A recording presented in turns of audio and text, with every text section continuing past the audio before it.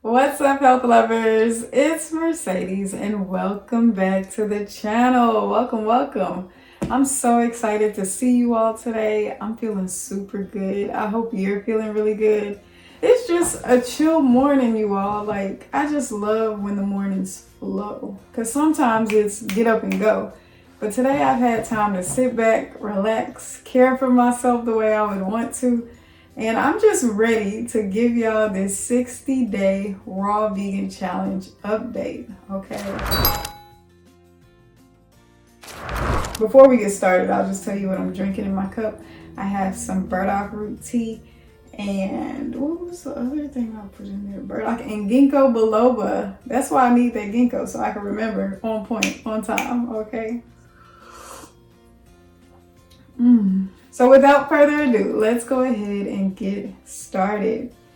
So I'm officially the healthiest that I've ever been in my life, okay? I am, and I couldn't be more grateful. The challenge evolved, which is why I decided to go for a full 60 days. At first, it was to cleanse physically because I felt bloated, heavy, and like I was letting myself go.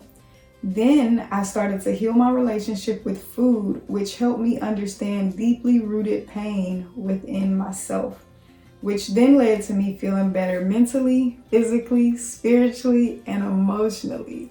My snacking habits are so much better.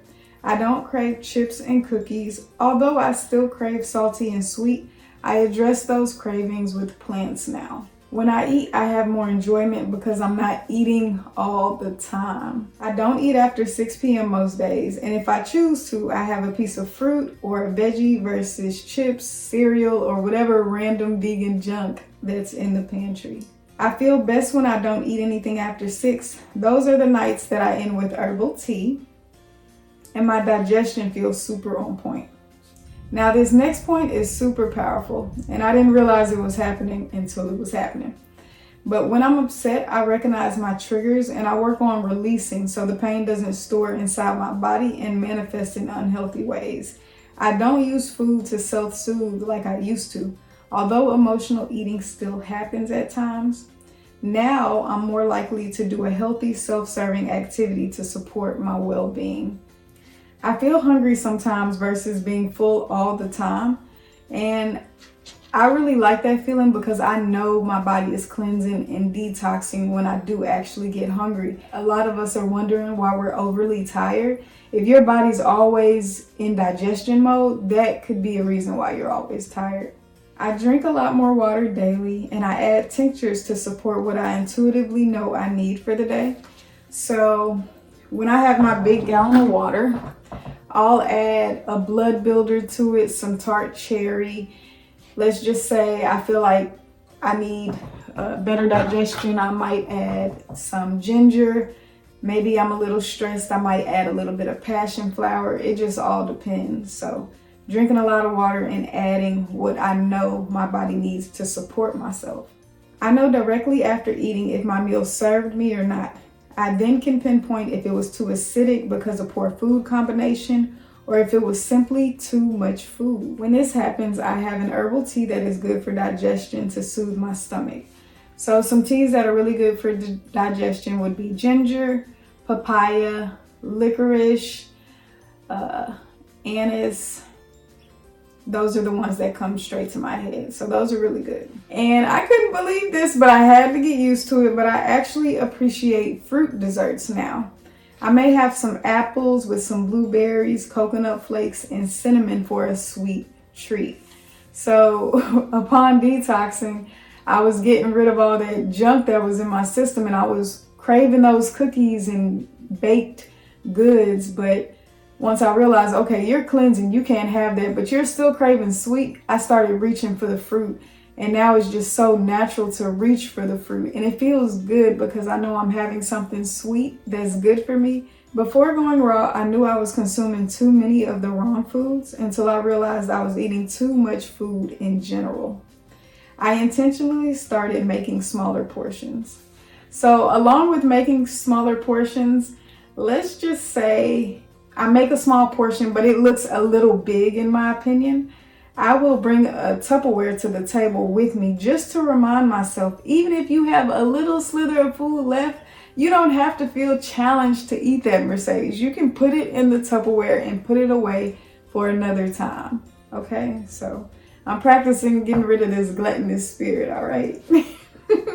Now, I did experience indigestion when I was eating plant food because I was eating too fast. I do my best to eat slower for better digestion, and I try not to hurry so my body's stress response isn't up, because when your stress is up, digestion goes down. The body wants to naturally address your stress because it thinks you're in danger. So as soon as that stress goes down, the body's like, okay, I can get back to normal functioning. Indigestion helped me pay attention to food combinations because combining foods that don't pair well create acidity. I had raw beets for the very first time. Okay, so let me be honest. Now, I love beets now. It took some time to get used to it. Having them raw, it wasn't like having them cooked, but it was still very tolerable. What really helped me get it down was to cut them small. But one mistake that I did make was not letting them ripen enough. So I feel like I cut them open at a point where they were still a little too hard for me, and I like my veggies soft. I guess because I'm used to eating cooked food and like super hard food, I don't like chewing that with my teeth. So next time I have raw beets, I'll just make sure that I let it ripen more.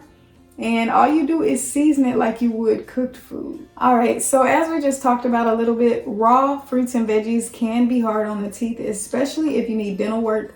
So what I do is cut my fruits and veggies fine.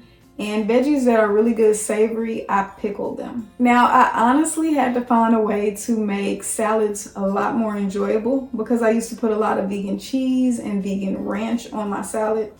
To give the salad greens more taste and texture, I add avocado, hemp seeds, garlic, onion, nutritional yeast, and lemon. So sometimes I crave something sweet after my last meal, and I curb it by having apple juice or coconut water. On day 18, I was craving processed sugar, so I made a smoothie with mango, dates, bananas, and apple juice. It was good, but I wrote on here that it wasn't satisfying like a cookie would have been. Okay, I remember that day vividly too, because I was craving so bad, and the smoothie it took the edge off. I'll say that. On day 19, my friend and I stayed out all day. It was time for a meal, and we decided on Mexican food. Both Mexican restaurants we went to were out of guacamole, so I decided to wait until I got home. My friend's food smelled so good on the way back. This taught me to always carry chia seeds or dried fruit in my purse. And you all, when that guacamole was gone, I was just so disappointed. I was like, how do two restaurants not have guacamole? I wasn't going to have any chips or anything. I was just going to have the guacamole. I love natural fat. But it taught me a lesson, and I was patient. And when I got home, my food was that much more gratifying because I did wait. Ghanima, passion flower, and cinnamon really helped me control my sugar cravings. That plus not adding sugar to my food, along with more intentional rest. Now in this challenge, I found that rest is the ultimate hormone regulator, and I tend to make better decisions when I'm well rested. So you can get a herb to support you with your sugar cravings. I would suggest one. Just do your research, see what goes with your body. But also just make sure you're getting sleep. Like, it doesn't cost anything to go to sleep at night. It's just we're used to staying up. So make sure you're getting your sleep because it's going to regulate your hormones naturally. So I journaled on day 23 and a lot came up for me. I was able to address some deeply rooted things within myself. And you all, I love the kind of journaling sessions where I'll be journaling for like 2 or 3 hours, okay? And it'll be like 15 pages by the time I'm done, but I've expressed so much and just got so much out, and I just feel so refreshed. Often after these journaling sessions, I'll end up taking a nap because it was like energy that was expended, and it's like I have to complete the process of rejuvenation by taking a nap after expressing everything that's just been bottled up on the inside. So journaling is just super powerful. I advise everyone to journal. I started a new job and it only lasted for 3 days. I'm not proud of it because I am not a quitter, you all, but hear me out. Because it caused my body to get out of balance, I couldn't see myself going backwards for money. Because of the kind of job it was, it helped me understand why people can be disconnected from their health. And it also gave me ideas on how a person can be intentional while working a demanding job. And I won't say the company, but you all, I was working because I'm really trying to invest in many things. And the job was paying well. It was paying real good. I got benefits right in the door. Some of you know what I'm talking about just by saying that. But you all, I couldn't do it. And maybe that it's not that I can't do it, because I could do anything I put my mind to. I didn't want to do it. I was like, this is not good for my health. So I had to make a new plan. On this journey, I've learned to add salt and sugar to taste and not for pleasure. And with that being said, when you add less and get used to it, the food naturally becomes more pleasurable. It's important to remember that when you add too much salt and too much sugar, it hijacks the reward receptors in your brain, which leads to consuming too much, which then leads to symptoms, which then leads to disease. A good salt replacement that I use is called dulse. It's a sea vegetable and it's really good for the thyroid. The thyroid controls all of your hormones. So if you're looking for a salt substitute, dulse is a really good one. So one way to self-diagnose if you're having too much salt is if you feel really bloated, like you're just retaining a whole lot of water, and if you're having a lot of headaches, all right? Now, it is good to have salt in your body. It helps to charge the heart, but a lot of times we're consuming salt that we're not supposed to be consuming, like in TV dinners or in potato chips. So I would suggest getting rid of that stuff and just using natural sea salt, and then only like put a little bit in your hand and then like sprinkle it on there. Don't shake out of the shaker if you're going to use salt. So you all, I did not expect this. I lost 9 pounds, okay? 9 pounds. So I started the challenge at 145 and now I'm 136. I was like, ooh. Couldn't believe it. I did make fresh almond milk, which was really fun. It helped me tap into my creativity. If you're interested in making almond milk from scratch, you can check the video out. It is on the channel right now. For the first time, I enjoyed a kale salad. I cut the greens well and I massaged it with seasoning to soften them, and it was so good. I've also made kale chips, and that's going to be coming to the channel soon because kale chips are just delicious. So I ended up making raw almond pulp brownies, and you all, these brownies are so delicious and not to mention nutritious. You can check that video out. It's on the channel as well. I was really just trying to figure out how to repurpose the almond pulp, but then I got a delicious recipe out of it. And it's just really opening my mind to all the possibilities of what raw vegan can be for me. It's letting me know that my life is not going to be limited because I'm eating raw food, which was my thoughts when I first went vegetarian. I was like, I'm not eating meat anymore. Like, how is this going to work? But then the more I accepted it and immersed myself in the lifestyle, I was like, I'm not missing it and I'm feeling better than ever. So raw vegan is definitely giving me the same vibes. So this next note was a very deep observation of mine during my challenge. So let me go ahead and tell you. I started keeping a food journal for added accountability. I downloaded a calorie counter to be mindful of the calories in and out so I can lose unhealthy stubborn fat and gain muscle. My personal goal is to eat 1,500 calories a day, which is easy to get on plant food. Before the challenge, I was eating 2,200 calories, which was maintaining my weight, but some days I'd go over, and a lot of that was emotional eating and empty calories. An empty calorie is consuming food with no nutritional value, like a soda. The app showed me quick weight loss if I went down to 1,300 calories, but I believe in slow and sustainable, and I never want my lifestyle to feel like deprivation. And 1,500 calories feels good. 2,200 was too much, and 1,300 would be too little. Some days I may naturally be under or over 1,500, but to have a happy medium is my aim. I keep in mind my body has different needs every day, and it's okay to not always be digesting, just like it's okay to have more.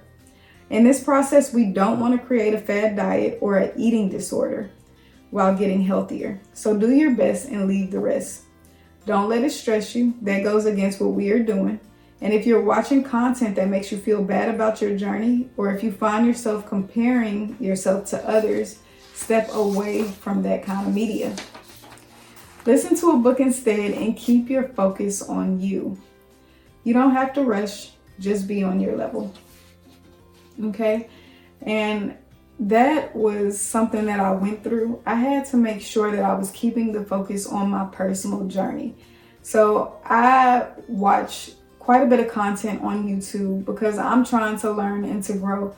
And I do value the experience of another because I feel like it helps me.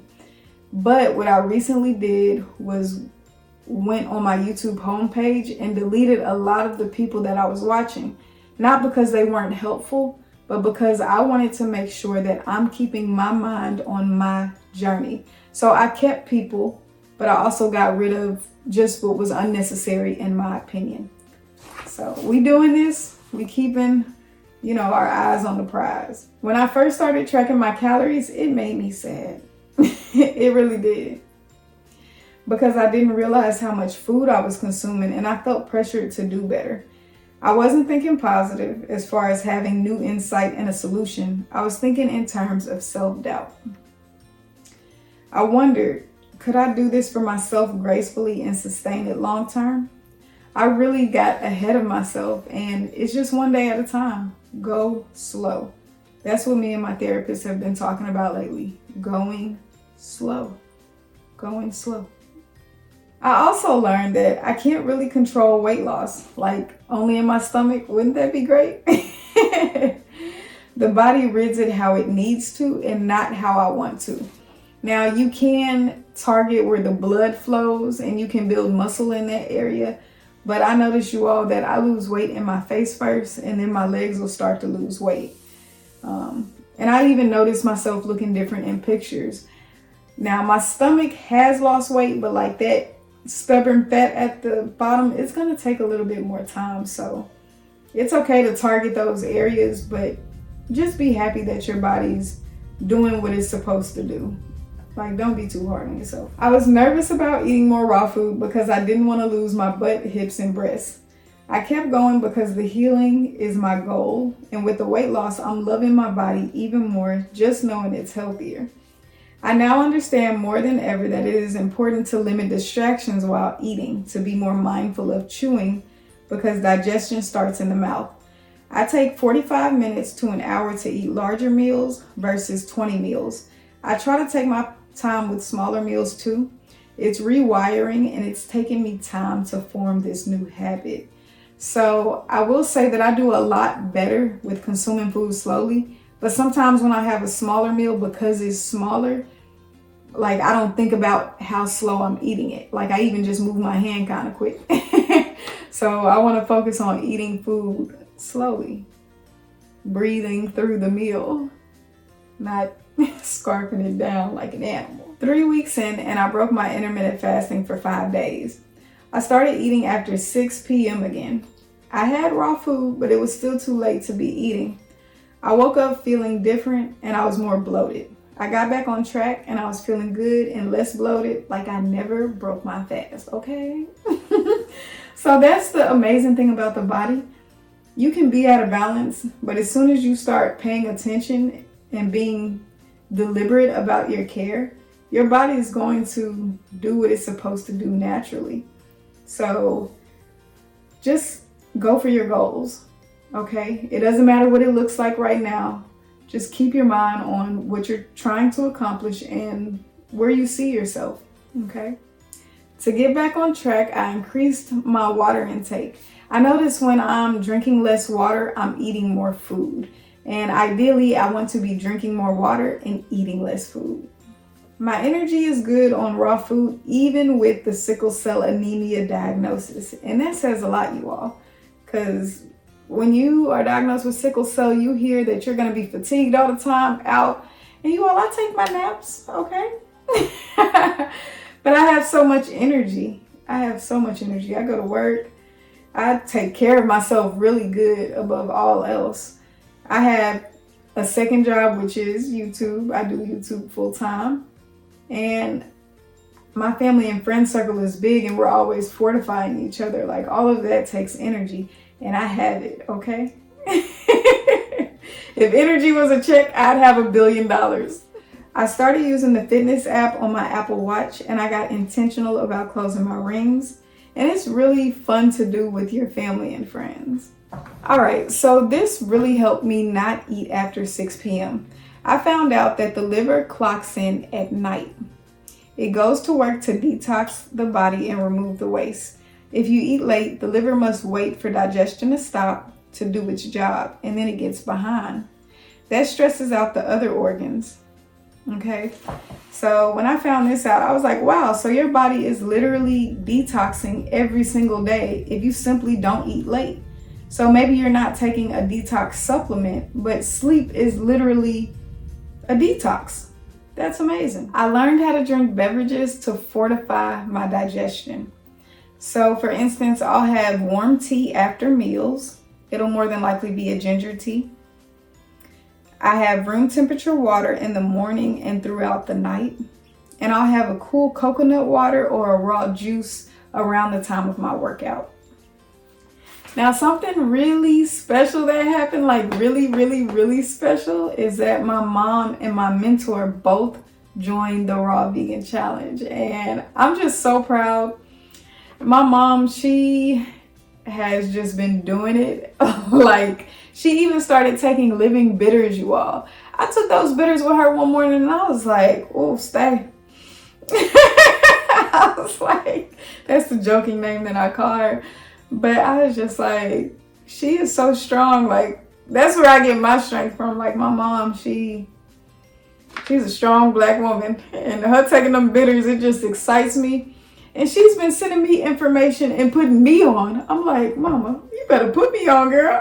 I'm just happy we get to do it together. And I'm looking forward to continuing this and just seeing where all of our personal journeys go and how we can help each other in the process. All right, so 3 books that I really suggest for fortifying your raw vegan journey would be the Miracle Detox Source Book. That's right here. And this book is really good, you all. It's the one that I was reading when I first went raw vegan, and it really helped me to understand what I was doing and how I was going to do it.